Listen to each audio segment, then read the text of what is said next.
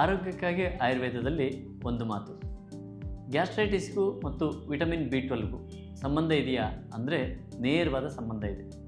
ಇವತ್ತು gut health ಹೆಸರಲ್ಲಿ ನಾವು ಮೊಸರನ್ನು ಜಾಸ್ತಿ ತಿಂದು ನಾವು ಗಟ್ ಬ್ಯಾಕ್ಟೀರಿಯಾ ಜಾಸ್ತಿ ಮಾಡೋಣ ಅಂತ ಹೋಗ್ತಾ ಇದ್ದೀವಿ. ಹೀಗೆ ಮಾಡ್ತಾ ಹೋದರೆ ಕರಳು ಇನ್ನೊಂದು ಸ್ವಲ್ಪ ಹಾನಿಯಾಗ್ತದೆ. ಯಾಕಂದರೆ ಕರಳಿನಲ್ಲಿ ಇರ್ತಕ್ಕಂತಹ ಬ್ಯಾಕ್ಟೀರಿಯಾಗಳಿಂದ B12 ಉತ್ಪತ್ತಿ ಆಗುತ್ತೆ. ಆ ಬ್ಯಾಕ್ಟೀರಿಯಾಗಳು ಪ್ರಾಕೃತವಾಗಿರಬೇಕೇ ಹೊರತು ಎಕ್ಸ್ಟ್ರಾ ಬ್ಯಾಕ್ಟೀರಿಯಾಗಳನ್ನು ರೆಡಿ ಮಾಡಿಕೊಂಡು ಮೊಸರನ್ನು, ದೋಸೆ ಇಡ್ಲಿಗಳನ್ನು ತಿಂದು ಬ್ಯಾಕ್ಟೀರಿಯಾ ಹೆಚ್ಚು ಮಾಡ್ಕೊಳ್ಳೋಕ್ಕಾಗೋದಿಲ್ಲ. ದೋಸೆ ಇಡ್ಲಿಗಳಂತೂ ಆಹಾರವೇ ಅಲ್ಲ, ಅದು ಬಿಡಿ.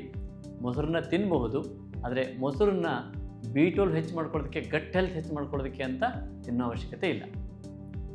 B12 ಉತ್ಪತ್ತಿ ಆಗಬೇಕು ಅಂದರೆ ಕರಳಿನ ವಾತಾವರಣವನ್ನು ಕರೆಕ್ಟಾಗಿ ಇಡಬೇಕು. ಸ್ವಲ್ಪನೂ ಊತ ಇರಬಾರ್ದು, ಅಂದರೆ ಗ್ಯಾಸ್ಟ್ರೈಟಿಸ್ ಇರಬಾರ್ದು. ಆಗ ಮಾತ್ರ ಕರಳು ಚೆನ್ನಾಗಿ ಕೆಲಸ ಮಾಡ್ತದೆ, B12 ಉತ್ಪತ್ತಿ ಆಗ್ತದೆ.